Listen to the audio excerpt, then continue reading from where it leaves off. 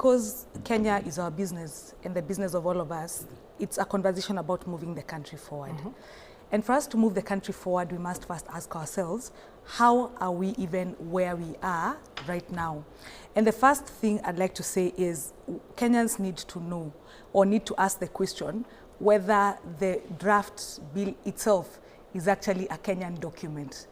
Is it truly drafted with Kenya in mind, or was it drafted with the IMF and other stakeholders in mind in terms of our drivers?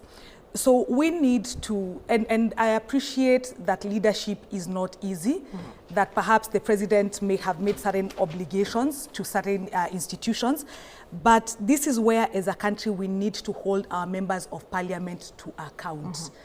Every Kenyan must ask their member of parliament, what is your position on the bill? Because as you know, as we sit here and then at some point it will go to parliament, you'll see that on that day many of our MPs will not show up. So they can say, no, mimi sikupitisha, I did not pass it. No, we want to hear them so that we are able to hold them to account. The president can say certain things, the political parties can say certain things, but when they go back to ask Kenyans for votes, we want to hold them individually to account, because it's not even the question of public participation. As we have said, why do we have to hold it off until last minute? There are certain conversations, Michelle, and let's be honest, this issue of bread, it's not the first time it's coming up and all that.